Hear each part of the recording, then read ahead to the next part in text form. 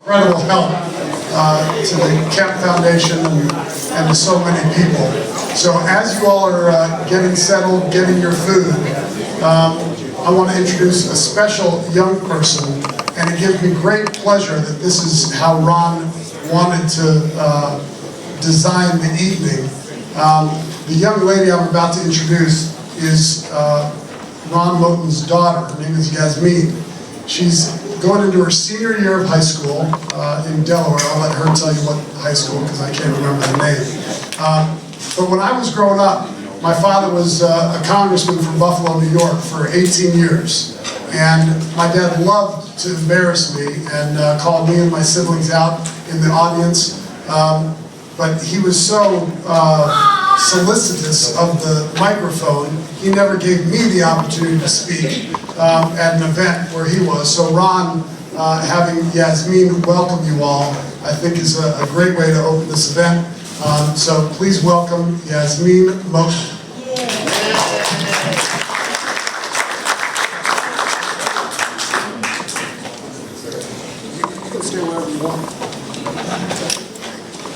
Good evening, everyone. My name is Yasmin. I live in Delaware and I attend Polytech High School. We welcome you to the RISE Demonstration Center for Return Citizens Matter, a Kemp forum exploring roads to self-sufficiency for this marginalized population. I can tell you firsthand why this is so important. My father is a returned citizen, and I've watched him use his abilities to provide for his family.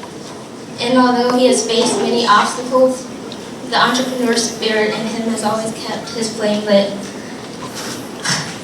It has also enabled him to help others, such as the 7 young adults who rode with us to Selma, Alabama for the 50th anniversary of Bloody Sunday.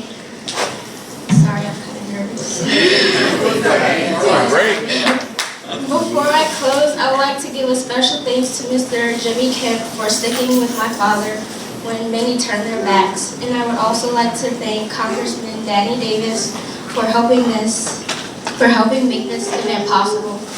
Ladies and gentlemen, without further ado, I introduce my father, Ron Moten.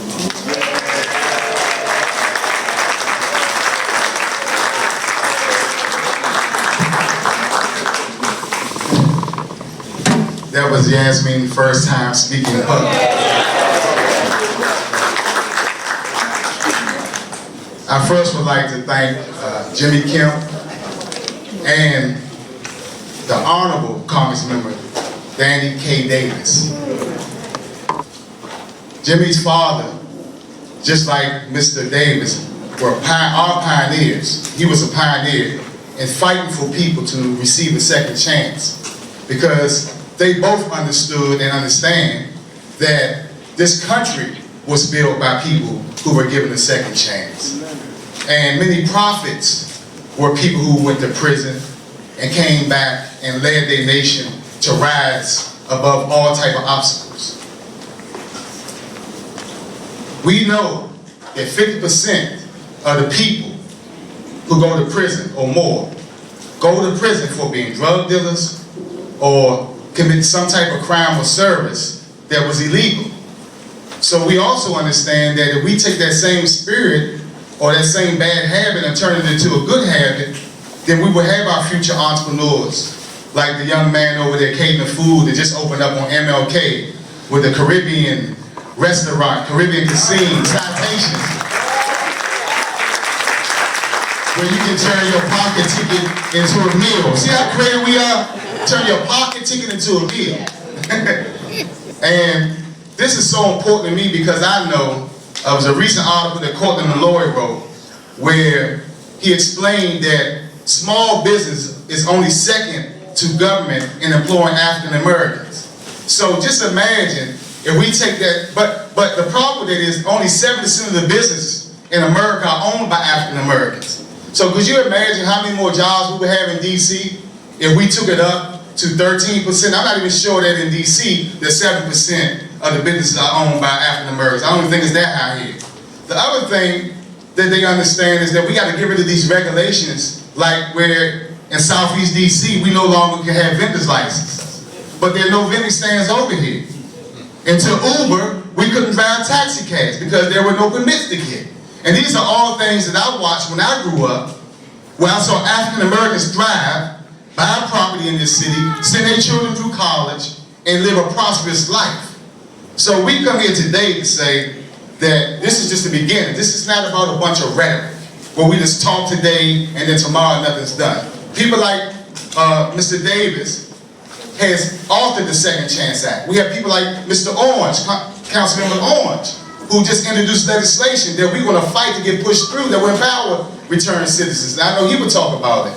And I'm proud to have Mr. Young here, who does the same thing, the Honorable Congressman Young, who we hear from, and Ms. Davis, the Deputy Mayor of Greater Economic Development, which is a very, very important position because she is in charge and tapped to do a very hard job, and a lot rests on her shoulders.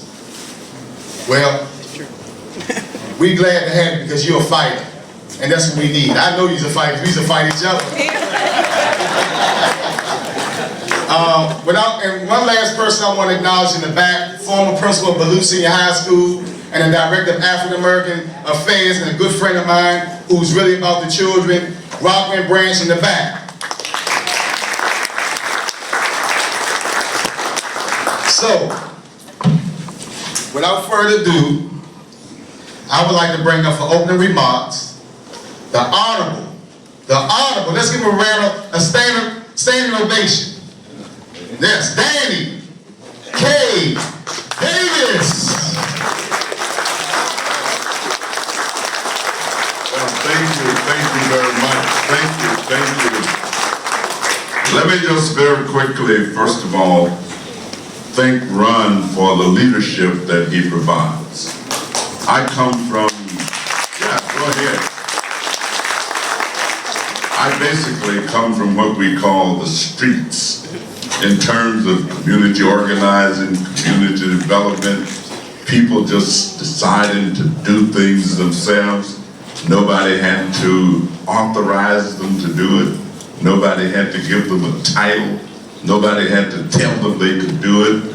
They just saw what was going on in the communities where they lived, decided they didn't like it, and tried to do something about it. And that's exactly what Ron is, what we call a community leader. And so if you don't have leaders in communities, then there's nowhere to go. Only other things I really need to say is that I am delighted to be here with all of you, especially with my colleague who sits on the Ways and Means Committee, and we get an opportunity to serve together, and that's Representative Young. Also, I'm aware of the great work that Councilman Orange has done and continue to do. And I just said to him, I wish we could get somebody in Chicago to get $10 million for returning citizens to start small businesses, if we can do that. But also, it's also good to be here with the Deputy Mayor, and I want to commend the City of Washington, D.C. for its leadership on this issue. Not just what we're doing tonight, but the City of Washington, D.C. has been a role model in terms of understanding and recognizing the needs of returning citizens as well as other kinds of citizens. The last thing that I really need to say is that most of us are aware of the fact that we are the most incarcerated nation on the face of the earth. That the United States of America, my country 'tis of thee, sweet land of liberty, is the most incarcerated nation of all nations in the world. That means that we put more of our people in jails and prison, not only in proportion of the population, but also in actual numbers of people. You go to China, they don't have as many people incarcerated as we do. You go to India, whose populations are much greater than ours. They don't have as many people. Most of those people return. more than 700,000 or so in this country every year. And we have to find a way to help them successfully reintegrate and contribute to the normalization of society. And so anytime somebody talks about anything going on with returning citizens, it kind of ignites some energy I didn't know that I had. I was at the Sheridan Penitentiary Saturday. I took 2 busloads of kids to see their fathers for Father's Day. That was the whole purpose of doing it. Next week I'm going to be at Statesville to be the commencement speaker for a training program that they have at Statesville Penitentiary in Illinois. And so I do this because I know that so goes those individuals that we call returning citizens, so goes the rest of society. So I want to thank the Jack Kemp Foundation, and also to say Jack Kemp was a man before his time. He was indeed a member of Congress, a Republican member of Congress, but he understood urban issues and urban problems, and before there was a foundation, he was doing the work that the foundation is doing today. It's good to see that his son is involved in the same kind of work. I hope my sons will do the same kind of stuff that I do. So we call that being a chip off the block. We always say that good fruit don't fall too far from the tree. And so if the tree spawns it, then the fruit is there to keep it going. Congratulations to all of us for being here. Let's get it on. All right, next I'll bring up Jimmy Kemp to bring up Congressman Young. Thanks, Ron. Well, Congressman Davis, thank you for your service. One of the things that I like to remind people is everybody has a calling in their life, and public service is a calling. One of the great things about this country is that we have representatives. One of the terrible things about DC is that we don't have representation in Congress. Talk to me afterwards about a solution that I think may work. But I absolutely think that 600,000 citizens in Washington, D.C. deserve representation, and it's one of the issues that I had the pleasure of working on with my father when we were working on the D.C. voting opportunity with Utah back in the 2000s. Different story, but the issue is that we have got to take part in our representation. And having a Democrat and a Republican from Capitol Hill, a place that too many people really think is hopeless.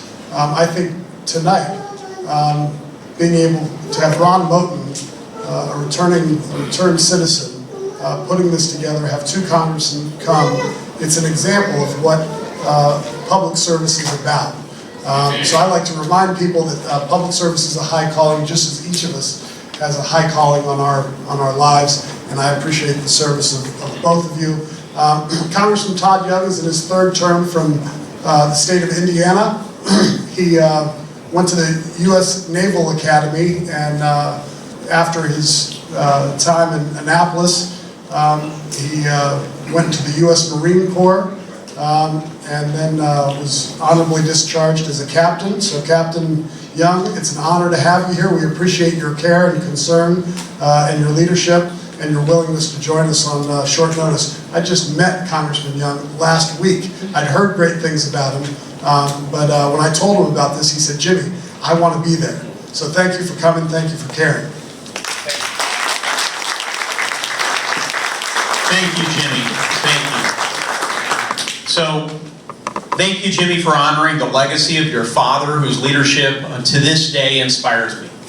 People ask me, what sort of Republican are you? Are you Tea Party? Are you mainstream? Are you whatever? Oftentimes I will say, and this is the truth, Jimmy, I'll say I'm a Kempian Republican. At least that's what I aspire to. So, You know, everyone should have an opportunity to realize their full human potential. That ought not be a partisan issue. I think every American agrees with that sentiment, and so I'm here mostly to listen and to learn from the testimony of people like Ron and others here in this room, our returned citizens, who through perseverance and usually a lot of support along the way, serve as models. Serve as models for others in their community and beyond. And we need to learn from those models. What were the pitfalls? What were the successes? What was a successful sort of model of mentorship that helped you along the way?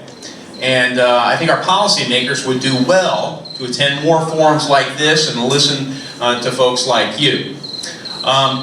When individuals succeed, when our returned citizens succeed, everyone succeeds. You know the old saying, a rising tide lifts all boats. Well, that was something that John Kennedy said years ago, and he meant that when the economy was growing, everyone benefits from that.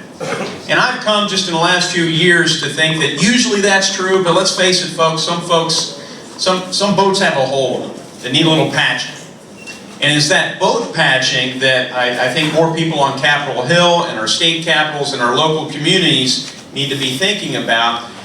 There are many examples of successful boat patching I know among us today, and so I look forward to working with anyone with a heart for service, like Danny Davis, that cares about these issues, to ensure that we patch more boats and every boat rises. To give you some idea that I'm not just delivering a speech here for any other reason than that I care, I'll let you know that we have worked on some legislation on Capitol Hill that would learn from the best examples in the United Kingdom, in New York City, and some other locations. What are some of our prisons and jails doing to help out people before they are released through job training, through increasing educational levels? What are they doing after they're released, during that critical first and second year, to guide people and help them realize their dreams and their potential? And we're getting better at studying these models rigorously so that they can be scaled up and adopted other places. And you know what? If you can get private investors to say, okay, I'm going to invest in this idea in Indianapolis, Indiana, so that we get more people integrated back into the workforce, more successful return citizen stories, then we're going to pay these investors back out of all the money it saves the government in the future, right? So we want people to be self-sufficient. It's dignifying, it's self-satisfying. It allows you to take care of your families and to help out a friend in need and so forth. Everyone wants that. And so to the extent we can provide that, that frees up resources where we can pay back those people who are generous enough to help you succeed. So with that, I try and remind myself, though difficult sometimes as a member of the House, that I have one mouth and two ears, and I'm just happy to listen a bit more this evening, and bless y'all who helped organize this event. Thanks for having me.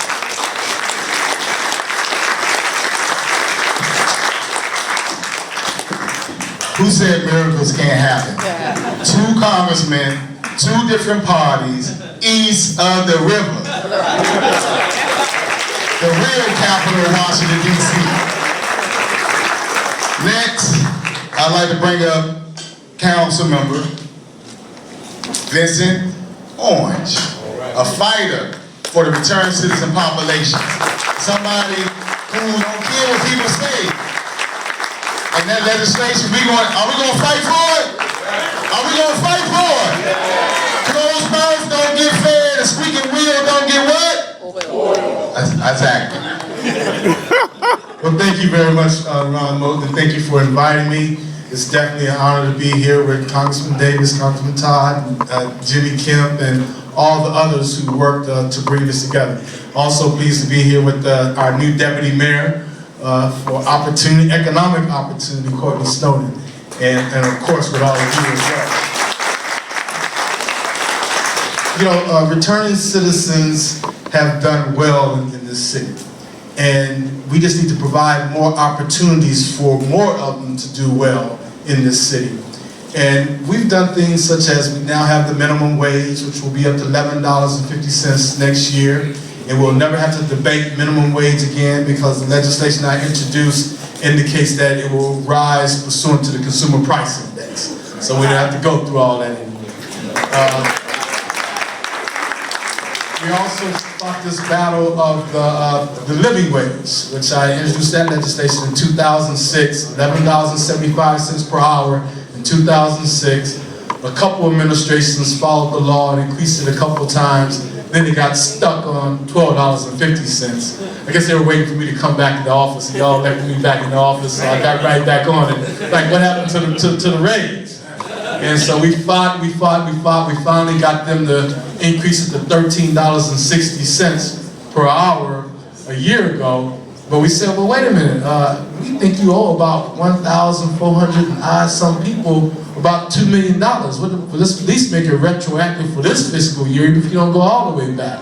So we fought that battle, and we got retroactive pay to $2.8 million. And just a few months ago, the living wage was increased to $13.80 in the District of Columbia. So whenever the district government has $100,000 or more in a project, anyone working on that project is entitled to $13.80 per hour. Next year we'll be up to $14 per hour. And we also, we dealt with our tip wage workers who were getting jammed. They would, a lot of restaurants had them thinking they're only entitled to $2.77 per hour. Well, that's just the floor. The law says that the owner has to pay the difference between the minimum wage and that $2.77 if I don't make the minimum wage in tips. So we straightened all that out. And so, but we haven't given up. And so the latest thing we've introduced, and that is the Returning Citizens Business Development Program. We want this $13 billion government here in the nation's capital to set aside $10 million to establish a Returning Citizens Business Development Fund. Because we know a lot of our returning citizens can't get jobs, but they have great ideas, have good work ethics, and if we provide them training in accounting, and finance, and business administration, make sure that we brush up the math and the English and the reading, and have supervision that we can get them off and running, and they can have their own businesses, and it works well. And we're really pushing. Now, I'm going to tell you right now, call Kenyon McDuffie, Councilmember McDuffie. The legislation is in his committee. He's from DC as well, Washingtonian. And let's get him to at least have a hearing on this bill, as we move forward to our rainy day fund, getting ready to hit $2 billion. And Wall Street has already told us, when you hit $2 billion, that's enough. You got a nice rainy day fund. Right now, we're at $1.85 billion in our rainy day fund. $2 billion represents 2 months of working capital, and that's enough. We're one of the best financed cities in the nation. So now we just have to make sure we get the money back into the community and circulate. So we really want this business development fund to put the expertise in the administration of that fund and give people an opportunity to move forward. On June 23rd, the chairman will be hosting a hearing on my bill to provide free tuition and fees for anyone that desires to go to UDC Community College to get an associate's degree. If you heard President Obama's State of the Union address this year, he called on us to step up to the plate for community colleges because the high school diploma is no longer the bar. The new bar is that associate's degree. And we have to start making sure that our citizens have an opportunity to get a good education and at least get to that associate's degree. And that really should be a right for anyone who deserves to work hard. Now there's going to be some catches. You have to finish that associate's degree within 2 years. You have to maintain a 2.0, and you have to be involved in mentoring and community work. So you have to do some things as well. But we think that would be a great opportunity. We also have been looking at Maryland, and what Maryland does when their folks get a GED, then they turn around and give them a high school diploma. And I was not aware of this, that in the armed forces, if you have a high school diploma, you can just go right in and apply. But if you have a GED, there's only a certain percentage that they will take.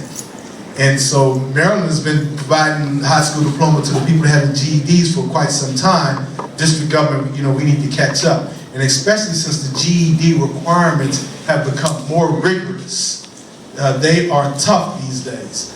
So, it's just a way for all of us to really come together and work together and make sure that we all have that pathway to a better quality of life. And let me just end by saying the District of Columbia is doing great. We've come from this $518 million deficit in 1999 to $1.85 billion in the bank, cranes everywhere. I mean, we're one of the hottest real estate markets in the nation. But you know who cleans our streets and keep this city clean and safe for us? It's our clean teams. And the clean teams represents our returning citizens. It's a good policy. When people walk around, you can tell that you're downtown because the men and women are in red, white, and blue. If you're on Capitol Hill, those guys are in blue. If you're in Golden Triangle, they're in yellow and gray. And the good thing is that we convinced the council, and the mayor signed off on this, is to increase that living wage and make sure every person on that clean team gets at least $13.80 per hour. And when the clean teams came and testified in support of that increase, it was great to have people that returning citizens say, Mr. Orange, it was just great when my kid asked me for $5 and I could go in my pocket and hand it to him. It was great for me just to now own my car. It was great for me just to go out and get an apartment. And obviously we all can count. So if I'm making $13.08 an hour, if I get my lady to make $13.08 an hour, that's almost $27 an hour coming into the household, and you can move forward. So I just think that it's a great opportunity. As long as we all stand together and stick together, we would do well. And I'm pleased to be here, a part of the Jack Kemp Forum. Jimmy Kemp, was good seeing you. I don't think I've ever really met you. I've met your dad on many occasions, and it's just great to be a part. And thank you all, and whatever I can do, my door is always open, and let's just get this done for our returning citizens so we can all have a better quality of life. Thank you all very much.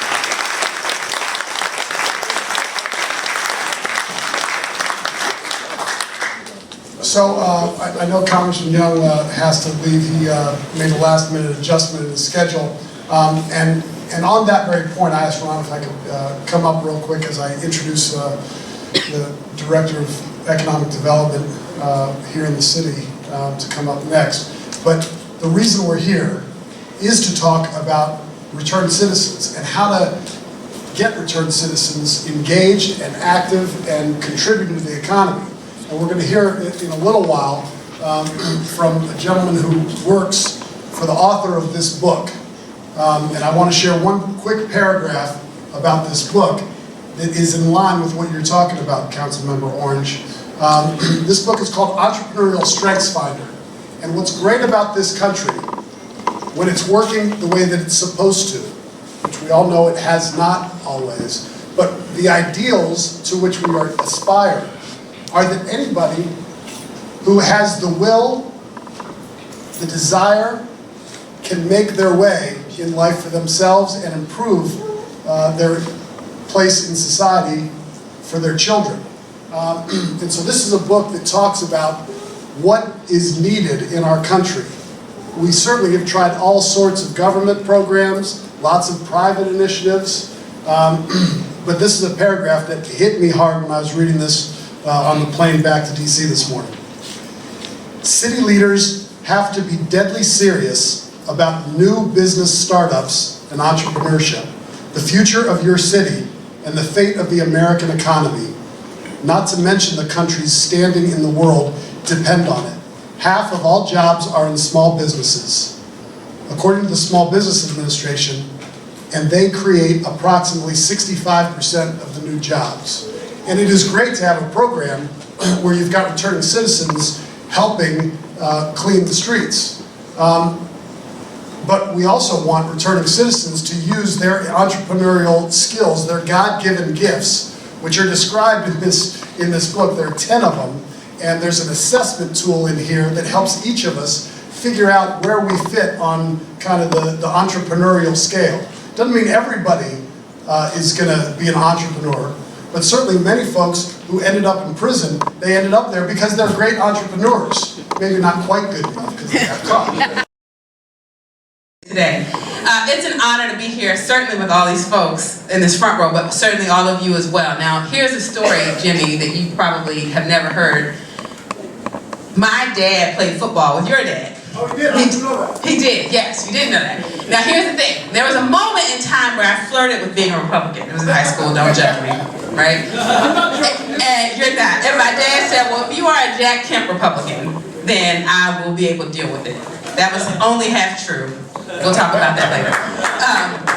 But I want to thank you so much for the opportunity to come. I am Courtney Snowden. I'm the Deputy Mayor for Greater Economic Opportunity. It's the mouthful, and the title has changed a couple of times since it was created. We have in my office an opportunity to do what almost no one in government gets to do, although we have some really important helpers working with us to get it done. I, in my cluster, have the Department of Small and Local Business Development and the Department of Employment Services. And so you can imagine a significant amount of our focus is focused on making sure that we can help returning citizens get connected to employment. I'll run to another event this evening, but my team will be here, so make sure to get their contact information. Rahman is in the back. Tina's actually ready to come with me. But you can talk to him and get plugged into us very easily. Thanks, Ron.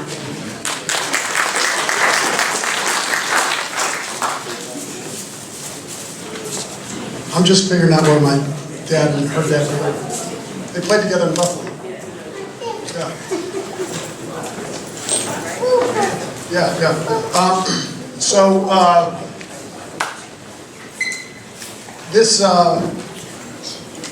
We hope you all enjoyed the food. I know I did. I just got some food.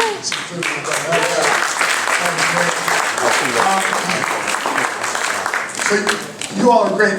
This is the beginning of the interactive part. We want to hear from you. One of the things that Ron always does a great job of is making sure that people are participating in the discussions. And certainly there's a lot that I know you all already want to react to.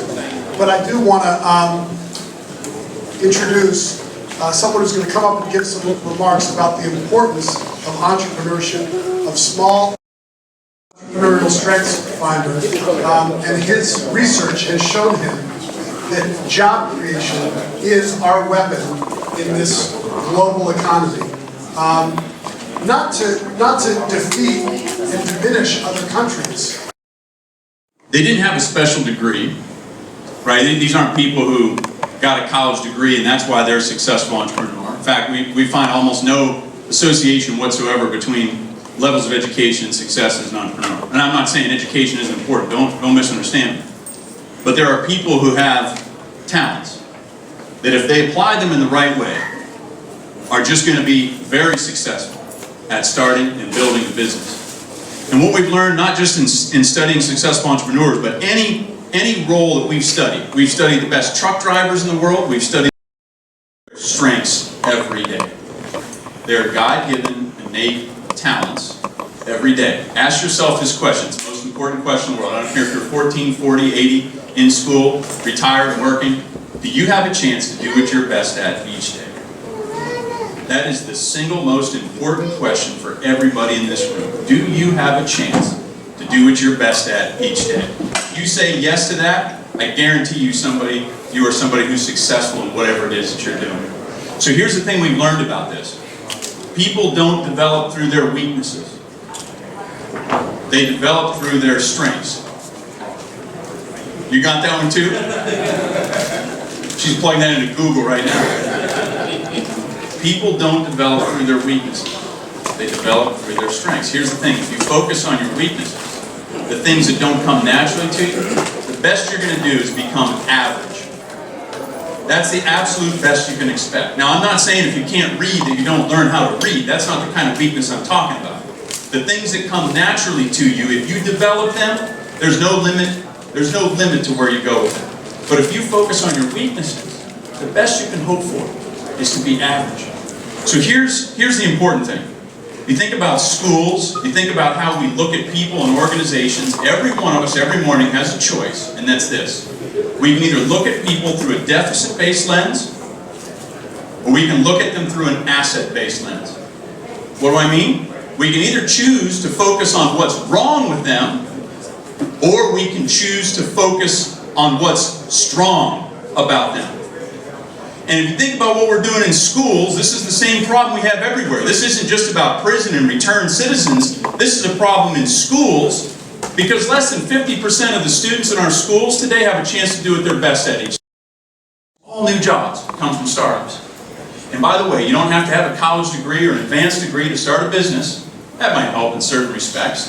But if you have the talents to start a business and you put those talents to work every day, if you focus on what's strong about you as opposed to what's wrong, there's no limit to what you can do. That's all I have to say about that. Thank you.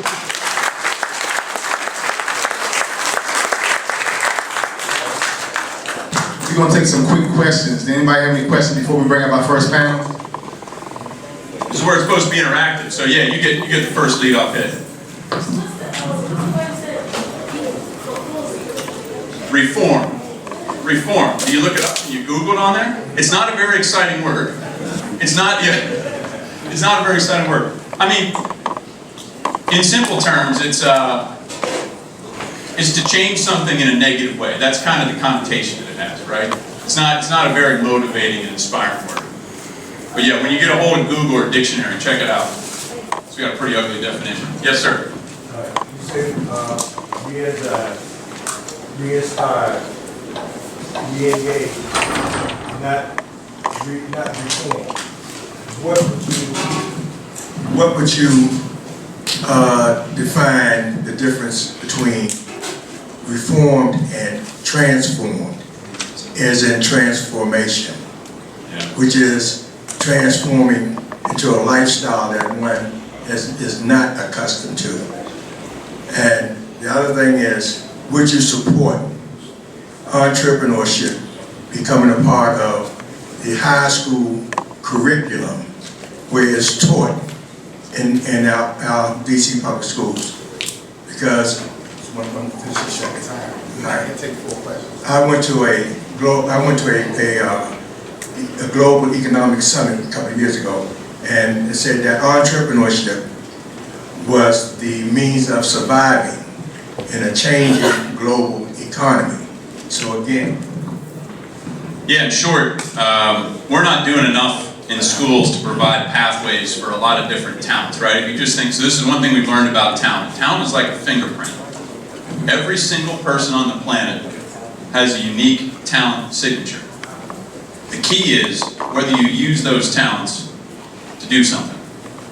Because just because they exist doesn't mean that they become strengths. It's like a muscle. If you don't use it, it atrophies, right? So here's the point. There's a lot of people who have natural talents to be successful business builders. There's virtually nothing that our school systems are doing today to encourage that, identify that. But here, we're real good at finding kids with high IQ scores because we test them and we figure that out. So if you do real well in tests, school's kind of exciting for you. If you don't, it's not, right? It's almost that black and white.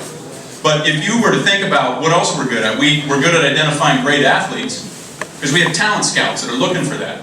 Imagine if we had the same energy around identifying people who have natural talents for building business. We'd engage them in totally different ways. And whether that happens through school or mentoring or after-school programs, the answer is we're woefully short on opportunities to identify that kind of talent right now. So we're gonna wrap it up right there because we're short on time. We had 3 panels that we had to get up, but I would ask, with Jimmy's approval, to bring you back. Because no, you're great. You know, I don't just boast and just say I got a lot of what you said in a short amount of time. But I think it's important to have people who understand and can relate the message that we embrace. You know, a lot of times people come into our community and say things that makes no sense to us. But everything that you said, I keep it real, everything that you said made sense. And we need people like you, along with the other change agents that's in this room, a lot of people we can work with throughout the whole week, or the last 2 weeks to make this happen. The change agent, Django, Stewart, I mean everybody who's been working with us to make this happen. We also need people like you, brother. Yes, sir. One thing I really want to say, I was at a meeting, And the same presentation that we just seen is what they got from the author of the book. Oh, okay. He was the keynote speaker at that dinner. Same message to a group of business executives in this corporation. It works for them, it works for you. So we got 3 panels to come up. So you can get. Thank you all. It's a pleasure to be here. Yes. So Thanks so much. let's go around the floor. So before we bring the panel up, we need to get all the returned citizens who volunteered to work at the zoo to come to the front. And those who were advocates of returned citizens, Vaughn, Rudy, John, Stewart. We're gonna make this real fast. Brother, you're not gonna, you're not gonna come and do that. You're not gonna do that.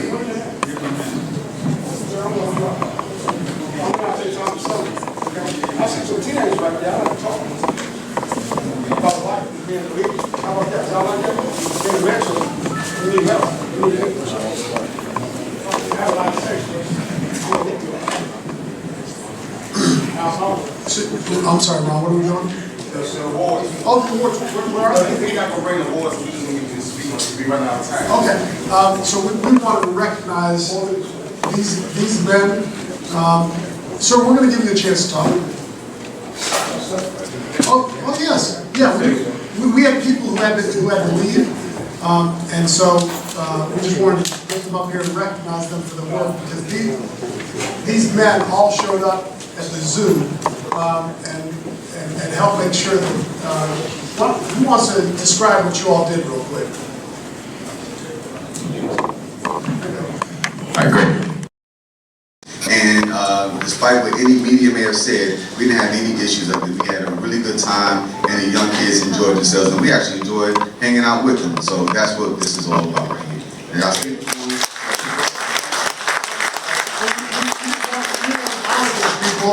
was one of Ron's ideas, one of his initiatives. By the way, this is Ron Moten. That's his name. My name is Jimmy Kemp, and all these men are servants who have committed their time and their passion. Not all of us. Not all of them. Most of them. but we wanted just hangs out with us. But we wanted to recognize them, and we've got awards for them, but we're going to give them to them later. Yes. Right? Yes. So now we're going to bring up the first panel. can we give them a round of applause? Yes, give them a round of applause. Also, some of these brothers are the Fathers for Peace, and we have a lot of activities on the fly in the back. We ask you all to spread the word to your friends and bring people out, because what we're doing is uniting to bring the city together. This ain't about Ronald Moten. This is about these brothers and us coming together as one to do what we have to do. And together united we stand, divided we fall. So without further ado, I'm going to bring up the first panel. Mr. Bolter, your team.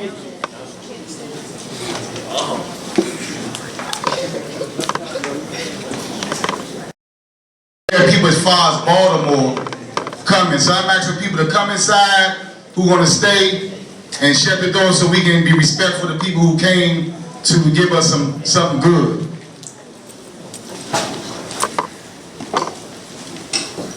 So I go way back with Mr. Parks. His father was one of the Asian merchants who came to this city, to our city 30 years ago, and has always given back. My older children, they pay for all the children in our community to go through karate classes. They always give money in the community, hire from within the community.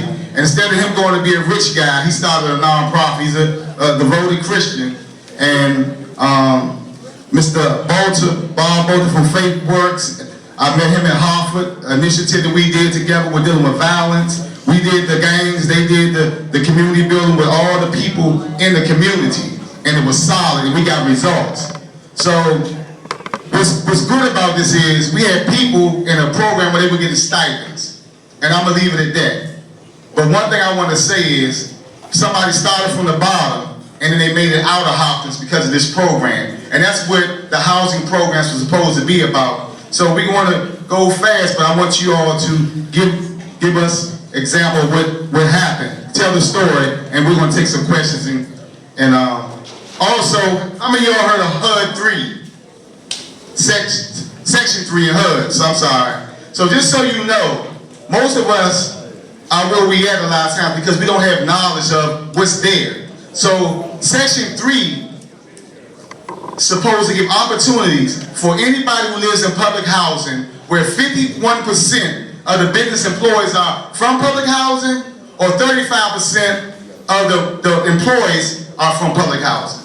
And that's all type of business. You're supposed to get preference, right? So that's what this is all about. That's why they're here, and I want you to hear the story. Thank you, Ron. Can you hear me now? The story really is an unusual one.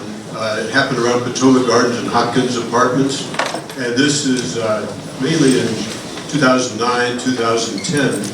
But Steve Park, as Ron mentioned, had been there much earlier than that, working with the community.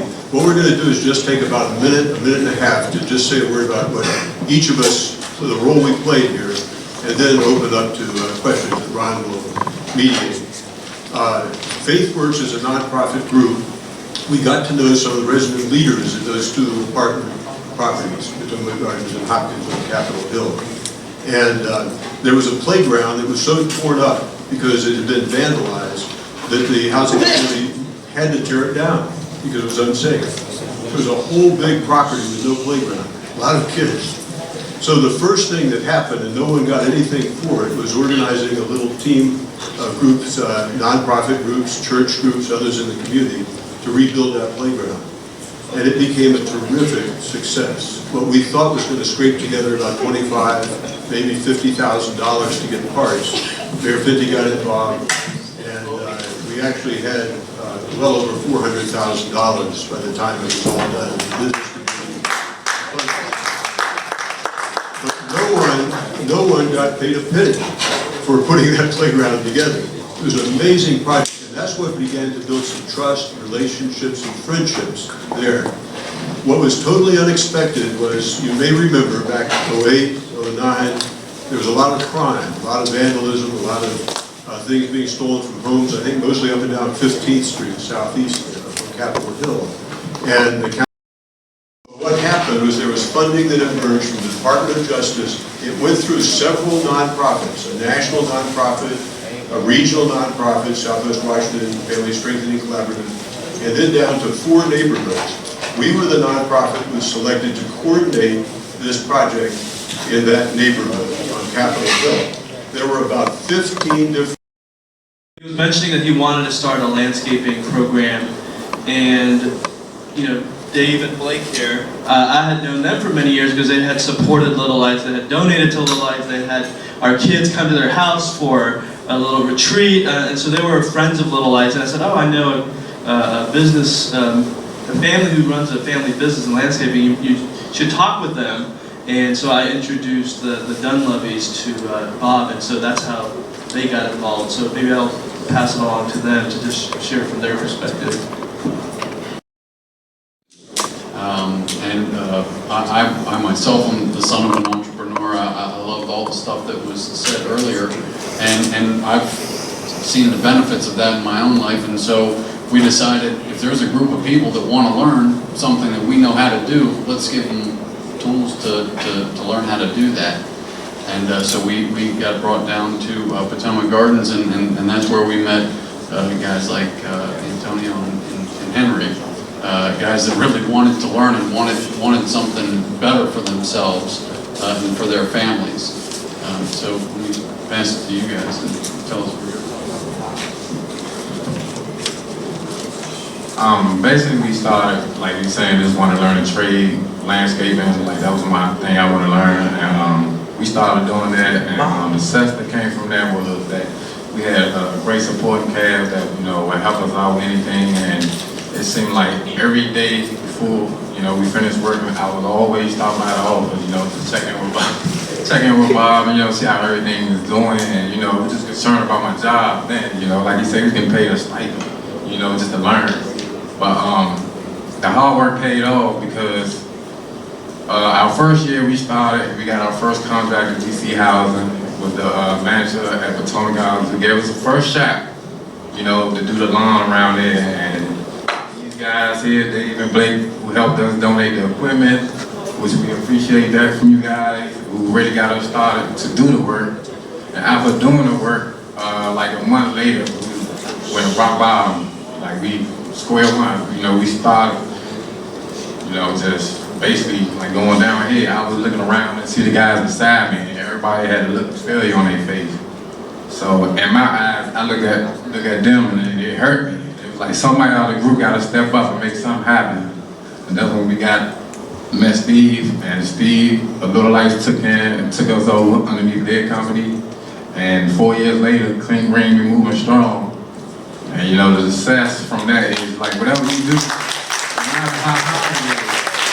A lot of people say they started from the bottom. This came from the bottom. And 4 years now, I'm a manager of the Clean Green team, and you know, we just building work day in, day out. And we like to thank for all the people who've been supporting us through our rough times. And you know, I'm so blessed to be in y'all presence to share this with you guys. Like, it was an amazing journey. So I want to ask a question. Which one of you all stepped up first? It's normally somebody who stepped up first. That was you.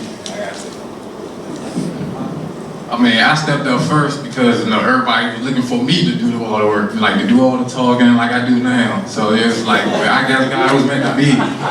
And I'm kind of a, you know, laid back person, quiet, you know, observe everything. But that time I had to speak when it was time. It was that time. You know, I want to see the success that we're doing now, just keep going. And, you know, we need more people supporting us, helping out with more, you know, jobs and stuff. You know, we do a lot of good work. What were the challenges? Keeping the faith, man. It's so hard, you know, to give up on things. You know, what keep me going is the faith now. It's like we pray day in, day out. Like we pray when we first start in the morning, we pray when we end work. Because if we think that, you know, everybody work and got back home safely, no injuries, and, you know, they can go back with their families, no problem. So that was something interesting. And how many contracts do you all have outside of Potomac? And one thing I wanted to correct Vincent Orange on, the clean teams that he was talking about are good, but in this city is a certain team, the Golden Triangle. If you have a record, you can't clean up. And that's by DuPont Circle in Georgetown. Amazing. So, but you can answer the question. What was some of the other projects you had outside of Potomac Gardens? Because outside of Potomac Gardens, I know like 2 years ago we had like 15, 16, and right now we had about 40, like close to 50 jobs. Okay, that's right. So, 2 questions from the audience. Like to give a question, bro? Yeah. We have some teenagers in here, okay? And my name is Eric Tank. I'm a 20 Army veteran, lifetime NAACP member, ACLU, DAB. I don't drink, smoke, do drugs, never locked up. Not saying I look down anyone. That I like to identify the young men that are here. They're probably 18, 19 that they weren't talked about at all. Maybe they want to be work with you doing something like that. Would you agree? Yeah. Okay. I'm a leader in every sense of the word. I'm not afraid of responsibility. I'm a father also of a young 17-year-old who lives in Pittsburgh.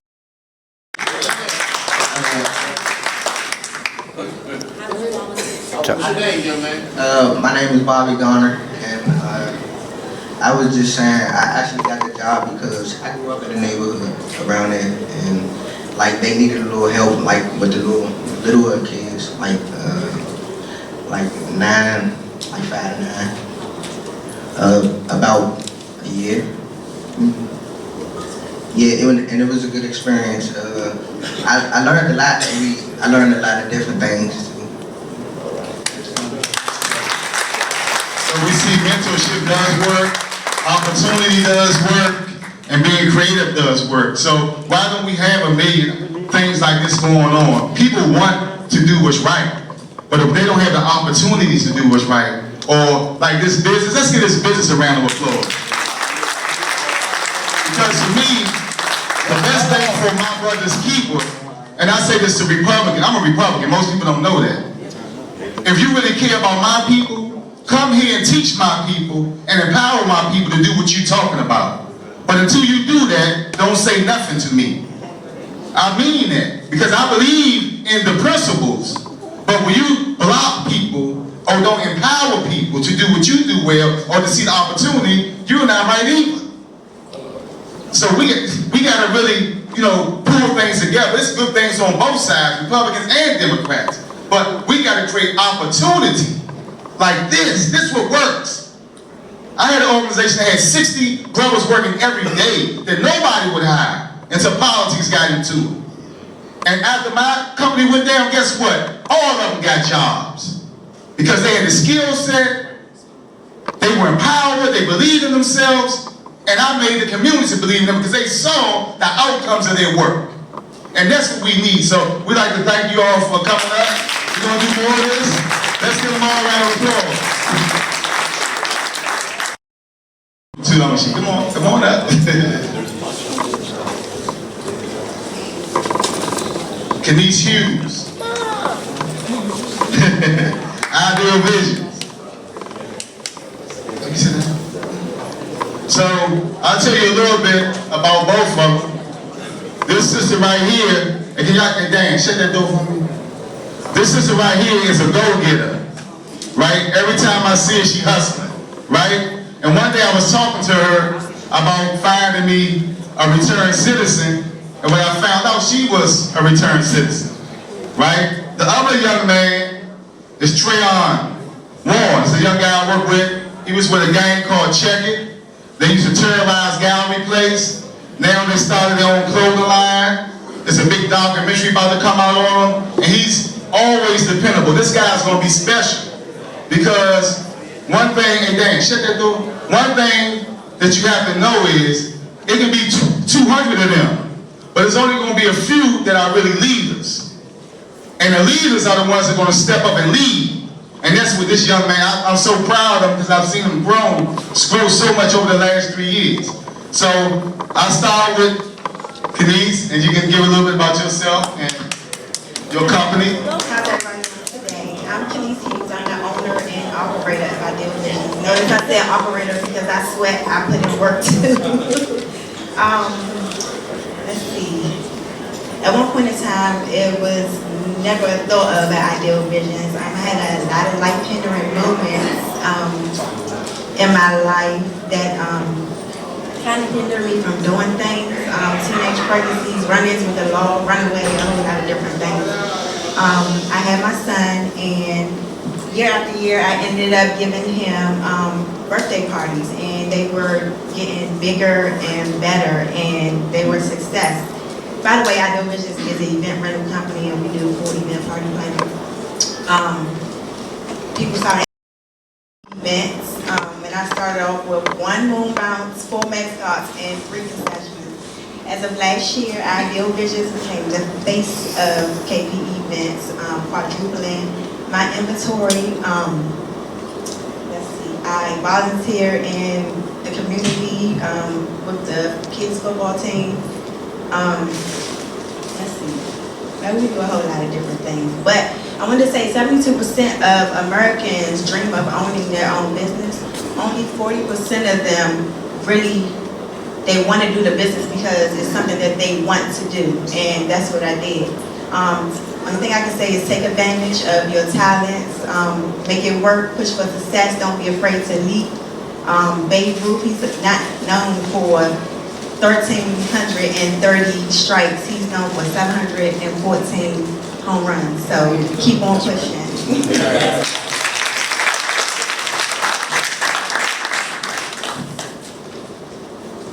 I'm Trey. I'm an original member from Check It.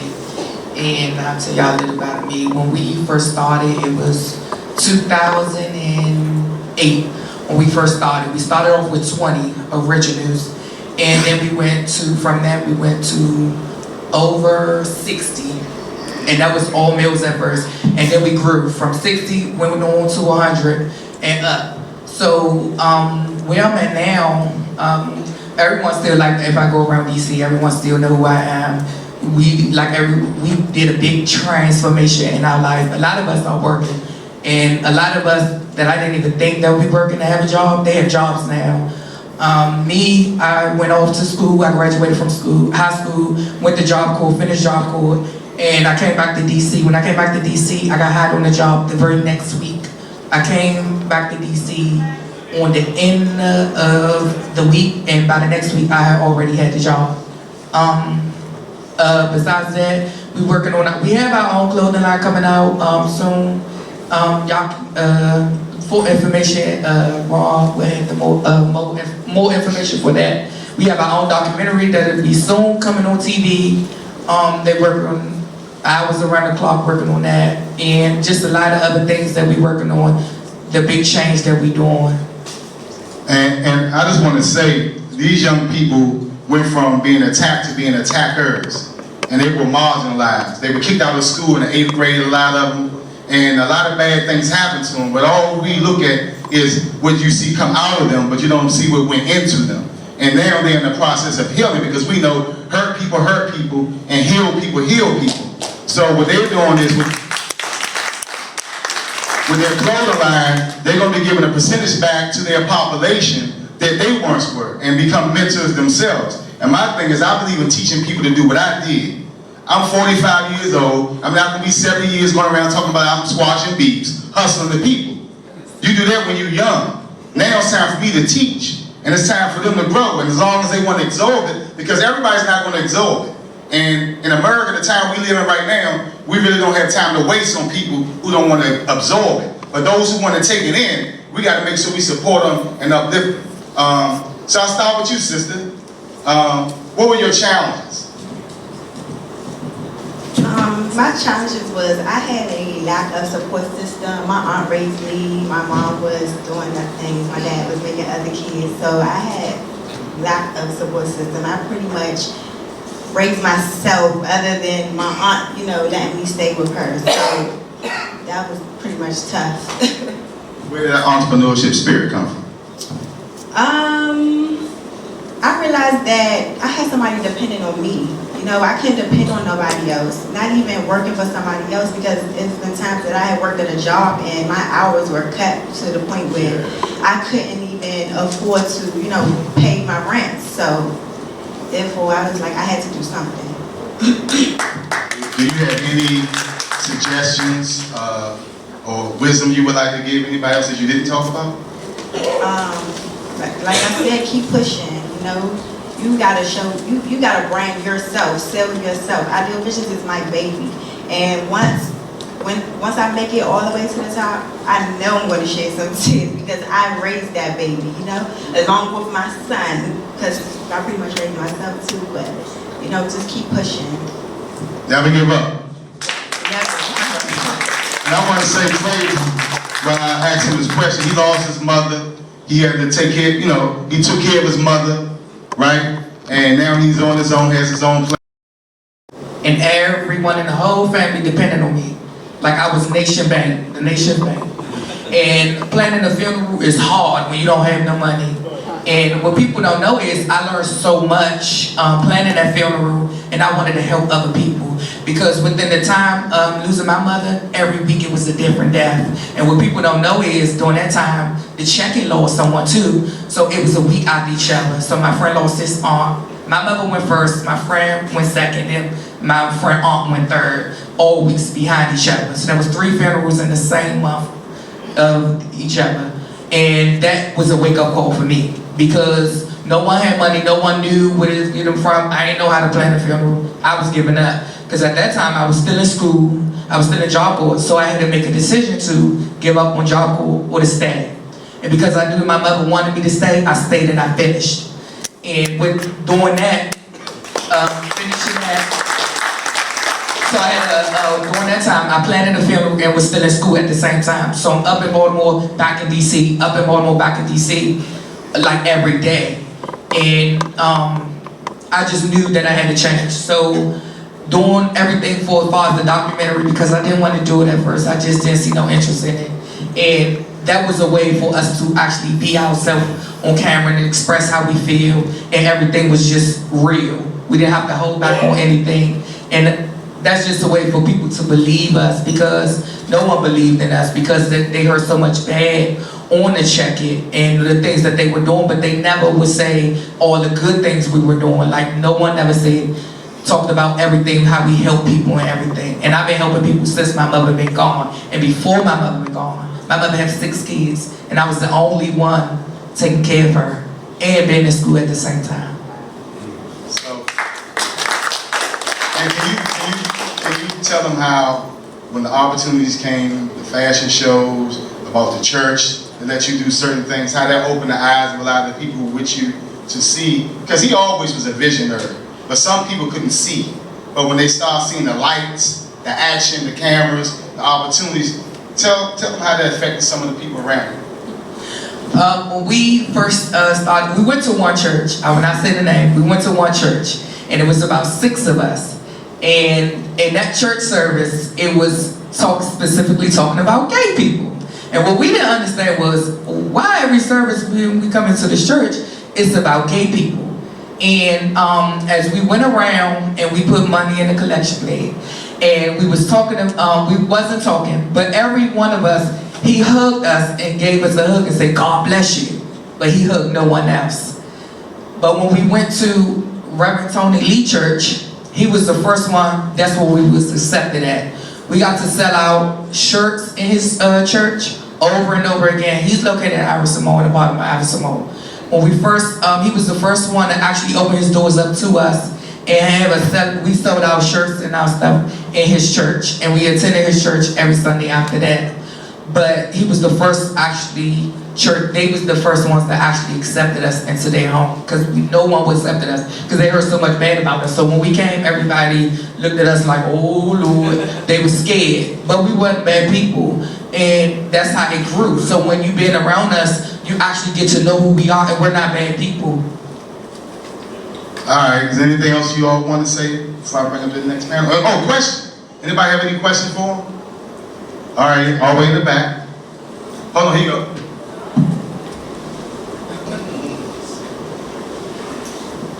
Hi everybody, my name is Dara Rose Allen, and my question is for, I'm sorry, I didn't get your name. Trey. Hi. My question to you is, you're doing fashion and everything. Is it any way that you can start a program for middle school and high school students to help them with fashion? Because there's a lot of students who have a sense for fashion, but don't really have anyone to motivate them to do their specific style. It's you get what I'm trying to say? I get what you're saying. That is a good question, because so many people been coming up to us, asking us, reaching out to us. It's just that we haven't had the time to actually get to it because we've been so busy. I'm working a full-time job, so when I leave here, I have to go home and get an hour's sleep and get up for work. So we're working hard. A lot of us are working really hard, trying to get the documentary finished, trying to get the fashion stuff started. But that question was actually brought to us, and we've been thinking about it. And I think we're going to do it because there's so many people who want us to come out to their schools and saying we need to start our own thing, come to our school and talk, not only to do the fashion thing. To take the helm of the Office of Returning Citizen Affairs.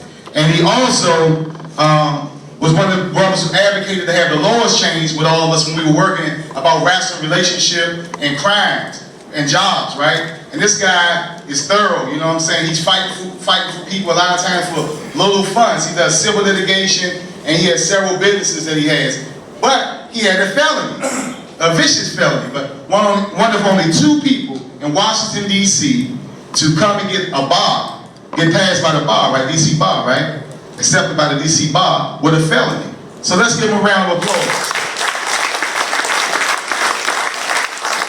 And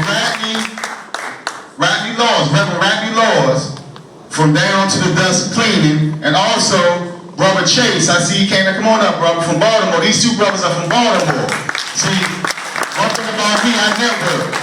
And these brothers, see, when you start talking about you organizing by blocks, in Baltimore, you can go get a house for $3,000. So, let's face it, a lot of us let D.C. slip. Baltimore, 45 minutes away. So why wouldn't you get with these brothers and organize so we can go and buy a block, fix it up, put our own stores on the block, and create some economic cooperatives, right? We can't keep on complaining, we gotta do something. And when these brothers, I hear them talk about what they trying to do, we went there because we have to connect, right? So I first started with Brother Rodney Mitchell. You can tell your story, and about the business and everything. I don't have to say no more. Good evening, and thank you, Ron, for having me. Good to see you, Congressman Davis, again. I feel so fortunate to be in a position to be able to even address these kind of issues. Ron, like he said, and I have been doing many projects over the years. And one thing I like about Ron, he's about solutions. We're not going to sit here tonight and bellyache about the problem. We know all the problems, most of us do. So we're into solutions. My story is straightforward. I survived the AIDS, okay? You know what I mean? Yeah. Okay, so I survived the AIDS. And it happened on both coasts, you know, South Central LA as well as DC. I'm born and raised native in DC, HD Woodson graduate, all that, right? But those streets were calling back in the 80s. I'm not making excuses. I regret every day that I spent on those streets. I regret every victim that I caused any kind of harm or pain to, right? So I don't romanticize being a better man, a better father to my kids, a better son to my mother and my parents that were getting older. So I just want to be a better person. So it all worked out. And I started thinking about law and all that kind of thing with the law school here at GW, with the UC Berkeley in California. So they locked me up and they also educated me, all right? So that was cool. And, you know. So my focus has been re-entry in the District of Columbia, working with this population, my population, to advance our situation, you know, in any way necessary, any means necessary. So we're talking about entrepreneurship today, and that's just one pathway to success. We're not letting anybody off the hook with regard to, you know, job discrimination, housing discrimination. We face those barriers every day. So this is not an alternative to, though, this is another pathway to success.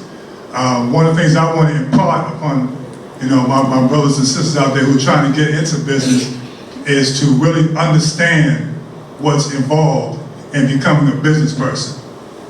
You know, like, I want to see this book that has those characteristics, because business is not for everybody, okay? And Ron's exactly right. If you had certain skills to stay in the black on the streets, you'd probably be okay in business out here in the legitimate world, right? But there's certain cultures you got to understand about business. There's the infrastructure you got to understand about business. There's the basic fundamentals about, you know, when you become profitable. How long does it take to become profitable? What do you have to do to become profitable? You know, is your market really in demand out there? You got a good idea, but you got to understand it might not have its time yet. It might be before its time. So you have to do market research to find out the thing or the service you want to provide, is there a market for it, okay? You have to understand that you have to have seed money. You have to find money to do these things. The SBA is one place to go. You have angel investors you can go to. You have to understand that in DC, for instance, registering for a business is probably one of the most easiest processes anywhere in the country. You can do it online. You can do it online and receive your certification, registration online, okay? You can get a general contractor's license in Washington, D.C. without even taking an examination. Does anybody know what I'm talking about? That's critical. In most other states, you have to take an extensive examination to get a general contractor's license, right? In Washington, D.C., you pay a fee, you can receive a general contractor's license that can put you in a position to make a lot of money, all right? So we're talking strictly about business tonight, and we understand all the ills and everything that happens with our population, but tonight we're talking about how to get that money, all right? How to put yourself in position to make money. Not to beg and plead down the city council anymore about what we don't have and what we can't do and yada, yada, yada, but to put ourselves in position to empower ourselves to make money and to be self-sufficient.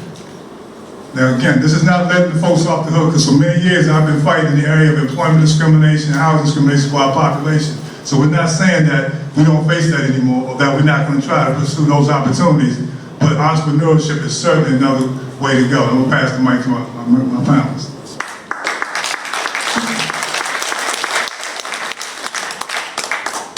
Greetings, my brothers and sisters. My name is Rodney Laws. I'm from Baltimore. I go by on the back of the paper there. I don't mind sharing it again. I am a two-time convicted felon. I've When I first came home the first time, I felt a sense of entitlement that society owed me. And that was short run. I realized society didn't owe me nothing. Still, I ended up living and running the path that I continued on. And I ended up going to prison again a second time. When I was released 19 years ago, I realized, and I put it into action, that the world and the decisions that I make in this world is laid in my hands. So my assignment today is just to share with some of you my business, family business, my wife and I. It's a Better Business Bureau approved commercial cleaning company. We've been blessed to do so much down in the city. We had 12 employees, 14 including ourselves. One of the things, I had so much to say, but it's all over the place here. With Bond Security's project, the Youth Entrepreneurship Employment Program, about 10 years ago, and I took it and ran with it. So I teach youth, they're no longer in existence, but I teach youth today entrepreneurship skills. That's one of the things. We're not equipping people to teach them the importance of getting a job and planning to go to work, understanding all the ins and outs of holding a job down. So that's one of the things I do in the city. But attitude, I find, is very important. What I'm doing here today, I do down in the city. I'm a little nervous today. I don't know, maybe because I'm in D.C., Brother Moten. But I don't know. But I'd be amiss if I didn't thank God for this opportunity. Ron Moten, my good friend Derek Chase, and all those, the Kemp Foundation, who are part of this. But I got to speak a few minutes about attitude is everything. It's essentially important. One of the greatest components is to have the right attitude if you're trying to start a business. I've had a painting business, I've owned clubs when I was in the world. I did sell drugs. I sold drugs all over the East Coast. I used drugs before I started dealing drugs. I haven't been high now since 1984. But it's essentially important, the right attitude. I realized about 4 years ago, we started this business. I ended up being a mortgage broker. How God did that, I do not know. Looking at people's 401ks, looking at people's retirement funds, but I had made up my mind. I had surrendered all to the Lord. So I ended up being a mortgage broker about 15 years ago. That you have to begin to build your resume up. When I came home, I'm a certified youth mentor with the Maryland Mentoring Partnership. I have my own at-risk mentoring program at William Mill Middle School, one of the worst schools in Baltimore City, where we dealt with at-risk youth. I have certification citations from the state's attorney's office, the city council, the last 2 mayors of Baltimore City. I have citations with Elijah Cummings' signature on it. I'm still supposed to be here tonight. Elijah Cummings know me. Build your resume up. It's all about attitude. We tend to feel a self-entitlement as we've been incarcerated. We come home, we try to make up for the time we lost. Nobody's gonna give you nothing. So my charge today, if you don't get nothing else, everybody can't run a business and be in charge. Some of us got short tempers, we can't talk to folk. Nothing wrong with partnering up with somebody who can. You know, if you're the player in the backfield, that's fine. You put somebody else out there who's more sociable than you. So it's important, just the right attitude and being able to take the humble road. Anybody can, and the brother's right here, everybody can't be an entrepreneurship, but everybody can be part of a business. And I have to say this, and this is no respect to the brother, and I appreciate everything everybody's doing, but we as African Americans, we have a problem with sticking together. Every culture, every ethnicity, they come together and they do well. Our problem is not uniting together. So the first thing, we get our attitudes together, and we come up with a plan. And when you start that business, don't worry, right now I might have this nice suit on. Tomorrow I might be scrubbing toilets, burnishing floors. I still get my hands dirty. And I'm one of 13, 14 employees. When you begin whatever business you start out and get some cards, pass them cards out to everybody. I don't drink, I go to social hours, I go to happy hours, I pass my card, I strike up conversation in restaurants.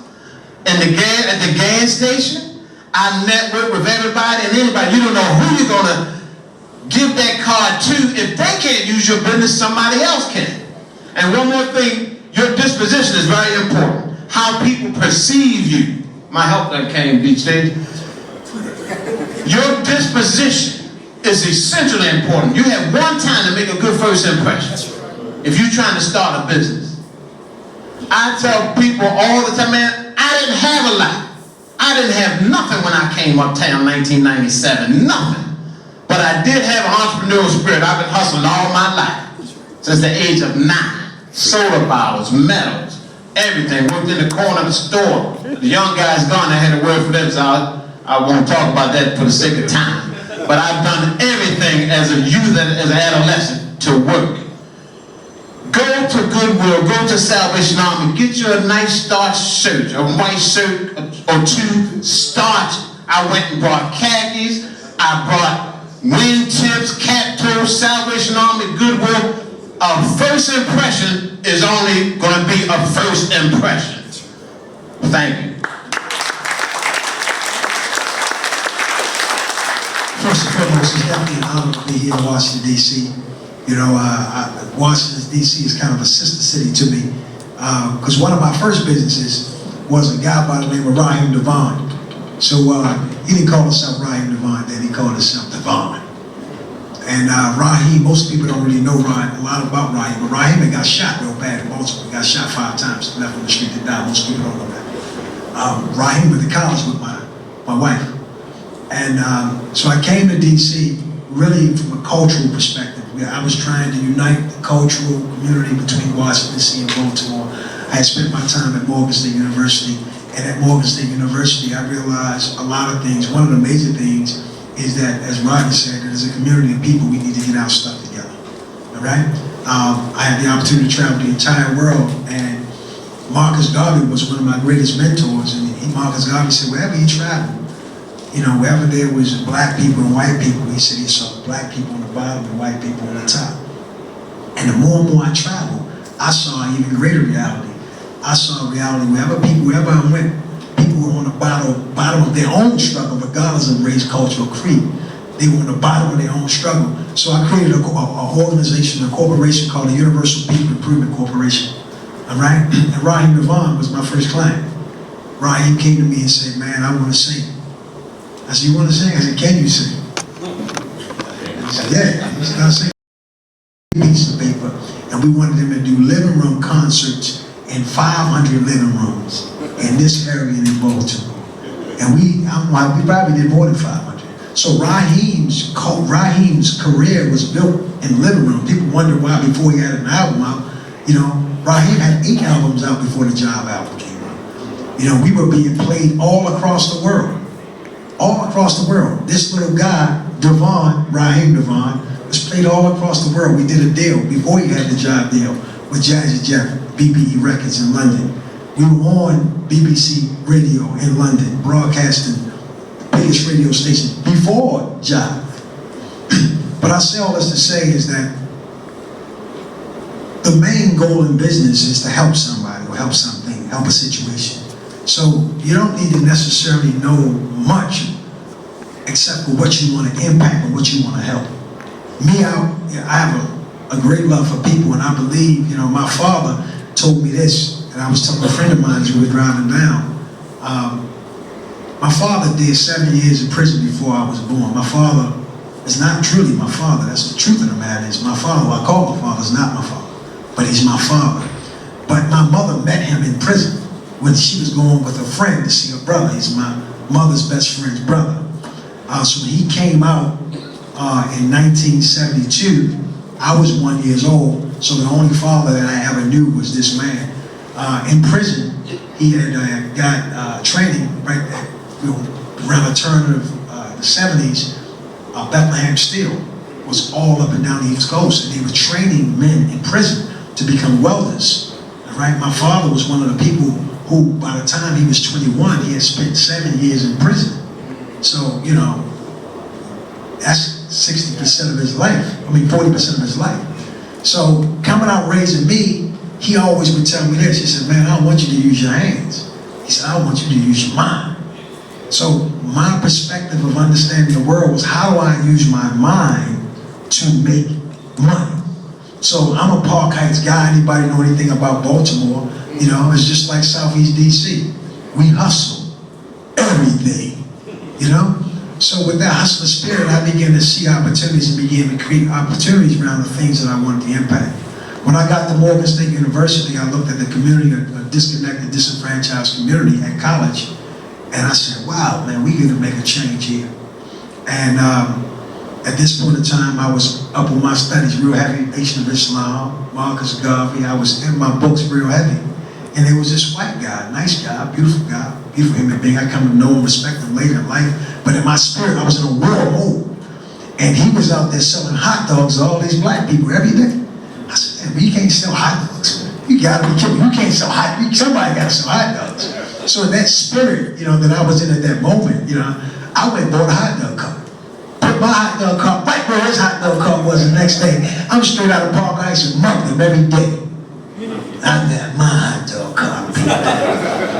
And it was an old woman. She came to me. She said, baby, she said, I've been watching you. She said, you don't have to do that. She said, what you're doing, you don't have to do that. She said, that man has been here for 7 years. She said, what you need to do is get your hot dog cart and move it down the block. She said, just make your hot dogs better than his hot dogs. All right? So I said, I received that. I went and bought 30 feet of tent. I got the, you know, these are landscapers there. You know, the green grass. I put 30 feet of green grass up there, 30 feet of tables, flowers on there, and I went and found the baddest, most attractive black men that I could find at Morgan State University. And man, that guy was looking at us like, man, I wish I could come and work for you. You know, all I like to say is that was my first introduction to business, and it was about not so much of what other people were doing, it was about what you can do. And it was about having a respect for humanity. In order to be successful in business, you have to have a spirit now. Business is war, no doubt about it. Right? I went to war with him economically, but initially I went to war with him because I was mad at him.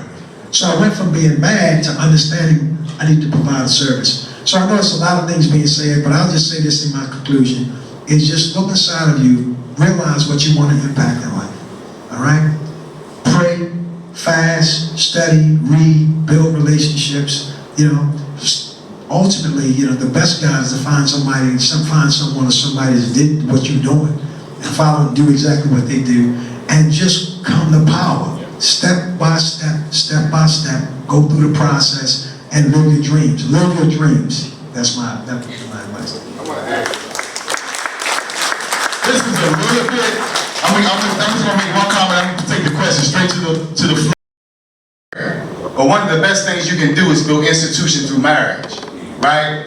And that's one thing that we don't do, because right here in this world, only 91%, like I said earlier, of the children that's 15 to 17 years old are being raised in intact families.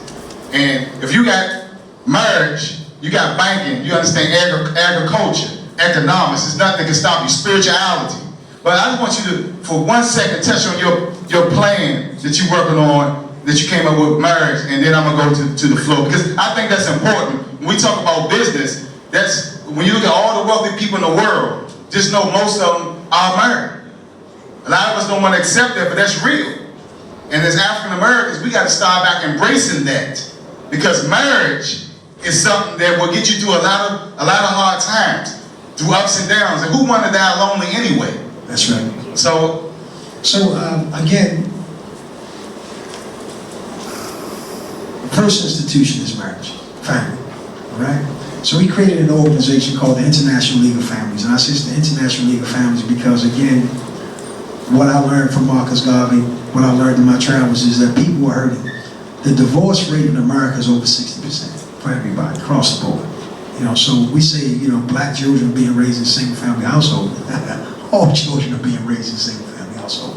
So what we did is we created a model. It's called the International League of Families. It has 13 traditions. And what it does is it takes 7 to 10 of the close relationships that you have, all right, and it gives it a platform, all right? It explains and teaches, number one, not only just explains and teaches, but there's a training module that teaches you the basic foundation, give you a base level consciousness in what we say the 9 areas of human activity. I won't mind involved for the sake of time, all right? So it gives a base model to how do you come together to do business. So in order to be a member of the International League of Families, your family has to be incorporated. Baseline. So we have a tradition. The first tradition is Sunday dinners, because we believe that, you know, those of us who eat together, normally there's a prayer, we stay together. So what we created is this model, 13 traditions, bridges the gap of how we do business. We do what's called community, or what's called family mapping. So we look at what we have as a collective group. For instance, I have access to capital, that's my strength. I have access to capital and I have great relationships, all right? Other people have, you know, there are several of us who are already in real estate.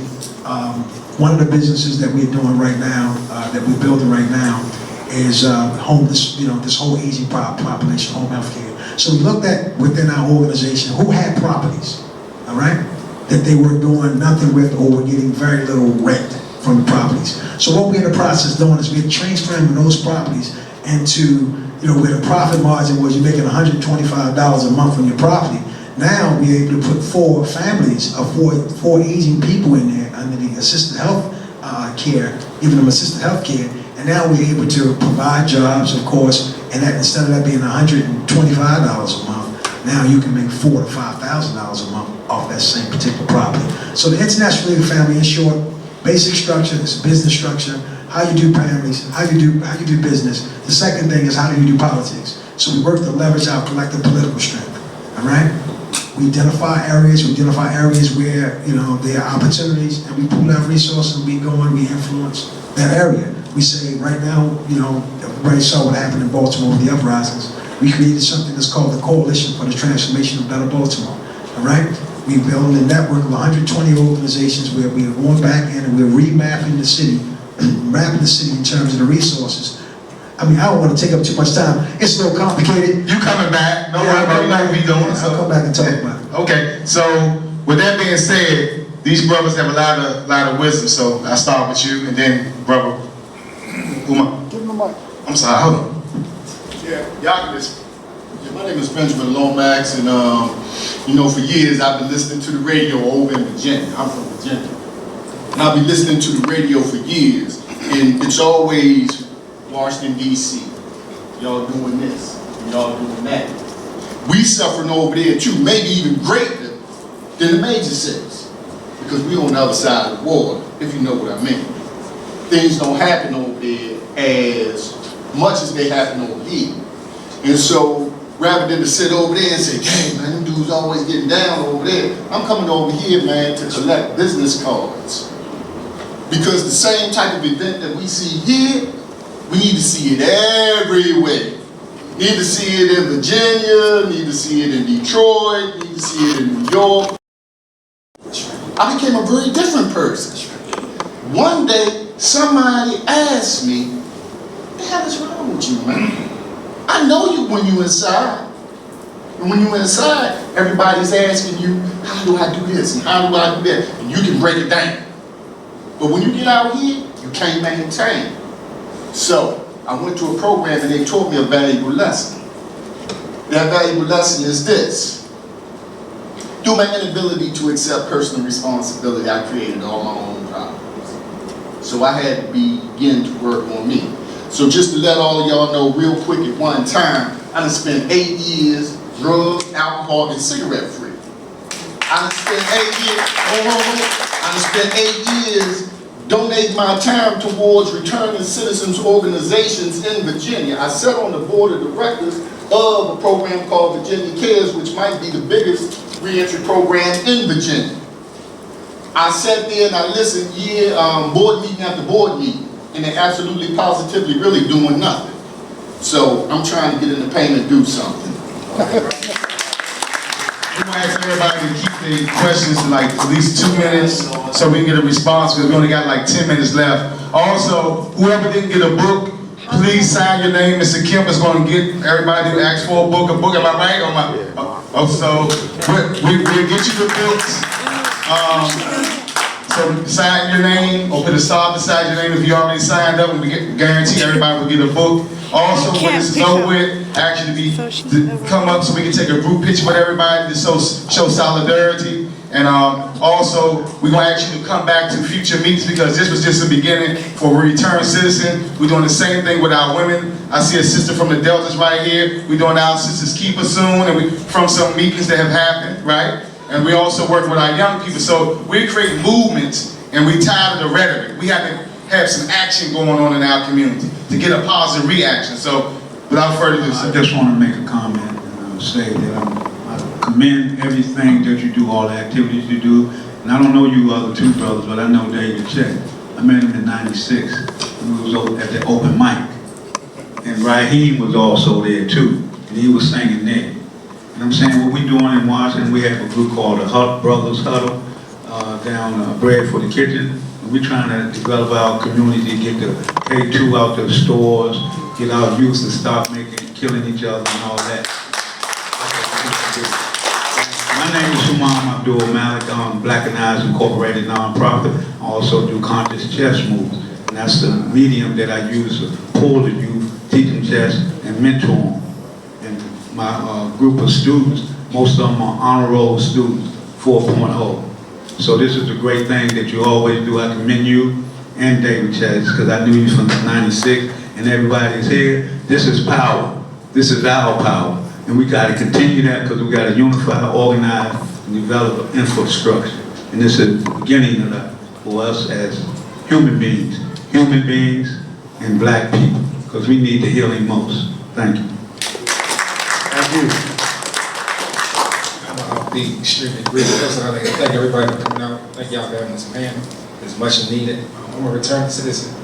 I've gone 6 months now. Come home from 10 years of incarceration. It's by pure happenstance or fate, or whatever you want to call it. I'm here.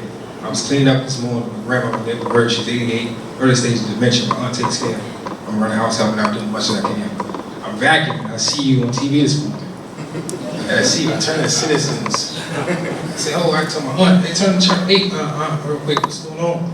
So I'm trying to get your name. I heard your name before in passing, but I never been faced with it. So I'm currently working down the town hall of Arts and Recreation Center, Mississippi and Southern Avenue, to do a project empowerment class that Tony Lewis was the facilitator. And I asked him about you as soon as I saw the TV interview. So like I said, I'm here. I'm adamant about change. I've been through a lot. Adversity is nothing new to me. I've been shot when I was 17. My hands are shot now. I've been in the streets all my life. It's all I knew. I know, now change is paramount. I'm here. I'm looking for opportunities. We need you, bro. Yeah.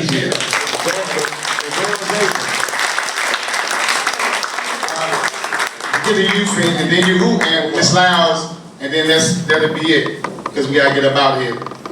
How y'all doing? My name is Moten. I'm a rising sophomore at Kent State University.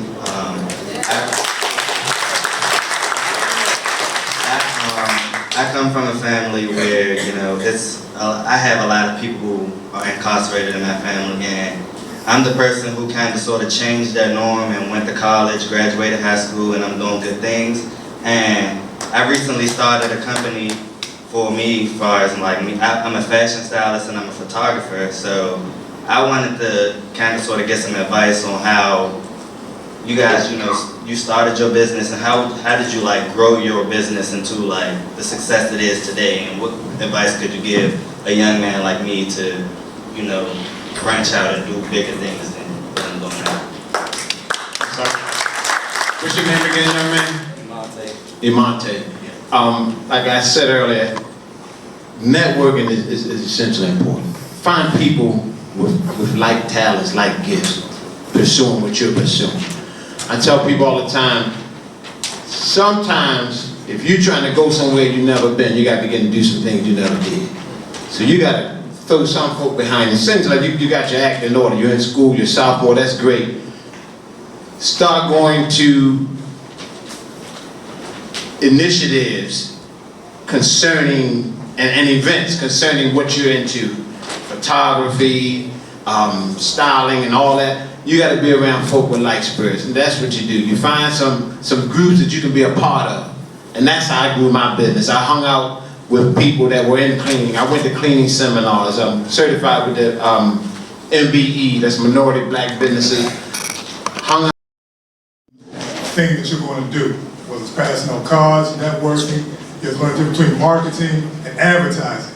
So young people now have a crazy network of social media, you know, that we didn't have back in the day, you know. So you have all kind of opportunities through all the social media outlets to make sure that your product or your service is well known. You have to invest back into your business to grow it.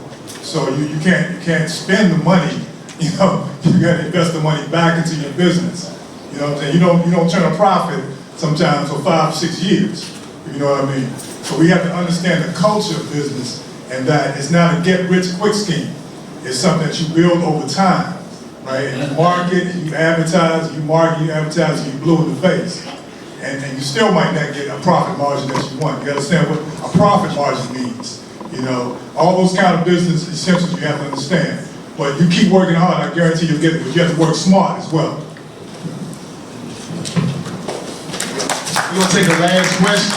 Once again, I ask everybody to come to the front to take a picture. If you didn't get a book, please sign your name. Everybody who didn't get one will get one after we wrap up. Also, I have some giveaways left. I see 2 young people in here. They can have one first. Anybody else who want anything over here from Check It and from Under Armour was our sponsor. They gave us 20 items to give away. So I wanted to make sure the young people came early and got it, and anybody else who wants anything from our giveaways from Check It, youngest from downtown Acacia who has done the Hands Up shirts called Hope Productions. This is what it's all about. So, I'm sorry, you know Mr. Allen. Go ahead. Okay. My name is Mr. Brown. I'm the CEO of a nonprofit organization. We gotta make it fast too. WGO Foundation. I'd just like to say, Mr. Rodney Mitchell took a chance to become off the streets and let me become a returning citizen and become one of the best councils in the world. I thank you, Rodney, from everybody, because he sold something to me that no one else did and got me a job, and I've become the best that I can be. Thank you. He saw something to me too. He's my human shield. It's the last question, y'all. Okay, so I have a question. It's amazing how you're put in positions where you have to learn and know information. I have a son that'll be coming home real soon. I remember back in the days and I was young, when you used to max out your sentence. I don't know if anybody remember that. Yeah. So I learned a couple of weeks ago that you don't max out anymore. That there's a law that passed that when you get to that max out date, they tack on these 5 years that you have to stay in the system and be under supervision. So my question is, when my son comes home, which he's been incarcerated for 10 years, and he has wrote a business plan, how do he get through that period of being on probation? What doors is he going to run into? Because when you're on probation, there's a lot of things you can't do because you don't have that stretch of clearance of 7 years clearance of being free of. So since now this new law has passed where you don't max out and you stay in the system an additional 5 years, what advice can I give him moving forward with his business or moving forward with anything else thereafter when these doors close in his face? Yeah, I don't think that's a great question. Having your business idea and having the conditions of release are mutually exclusive. You know what I mean? You don't have to do one or the other.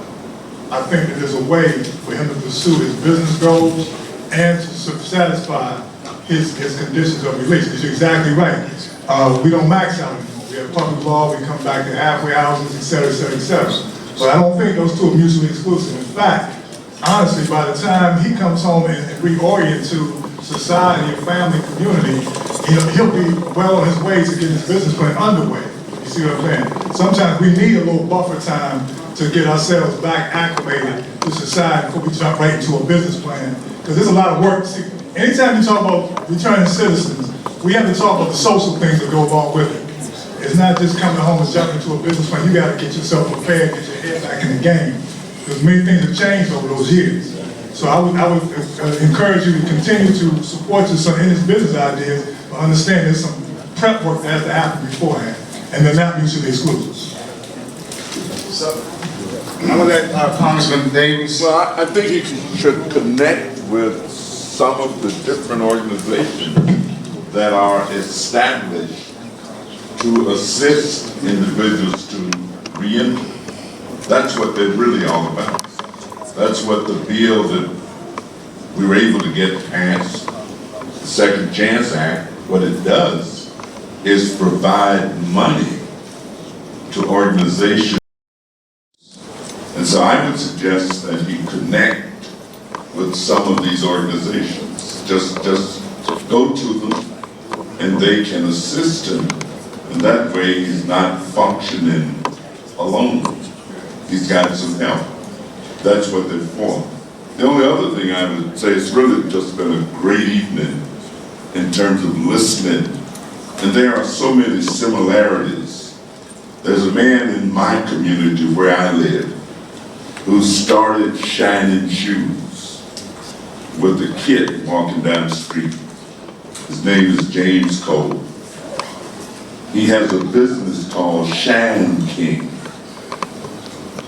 Everybody who does anything come to Shine King to get their shoes shined. I'm the mayor, the governor, anybody running for office. But Cole is also part owner now of the bank down the street. There's a great big building across the street in front of Shine King. He bought that building. He owns that building. He married a woman, his wife is a lawyer. But he's still Shine King. He James Cole, who shines shoes. And if you go in there and all the fellas are busy, he will tap you and tell you to get up on this stand, and he grab him a rag and a brush, and he'll knock you out. Isaiah Thomas used to shine shoes, a basketball player, NBA, coach, whoever. Isaiah used to shine shoes at Shine King. As a matter of fact, he introduced me to Isaiah and his family because they all became personal friends.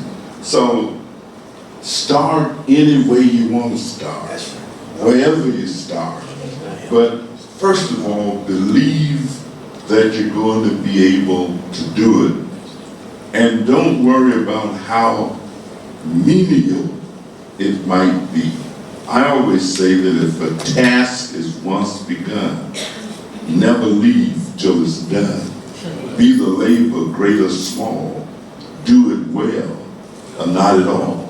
And if you get good at whatever it is that you're doing, people will beat a path to your door. If you're cutting hair, just be good. Just they'll be lined up at your barbershop. Yourself and get help, because there's a lot of help emerging along the way. You don't have to do it alone. All right, let's hear some applause there. Round of applause to everybody coming to take a quick picture. As y'all are coming up for a quick picture, you all have been incredibly gracious to spend your time. So we're gonna organize right up here, Mo. Get us organized. Okay. We got too many people. I think we got to slide those tables back. Absolutely. From you. We thank you for the empowerment of your love here in your creation, in your people. We ask for your blessing, and we're humble because we recognize that by ourselves we are not sufficient. We need you, we need those who you bring into our lives. And I ask for your blessing upon each of the people here, certainly the young man who is recently out of prison and saw Ron on TV today. We thank you for the way you moved right there. And so many other stories we don't know about. God, help us to honor you in our words and our deeds. We thank you for Congressman Davis, for his leadership, the time that he spent here with us this evening. And we thank you for our parents. This foundation is named after my dad, but I thank you for my mom. I thank you for all the parents who are represented here. And we recognize that you are the author and creator of all that is good. And we do pray in the name of your Son, our Savior. Amen.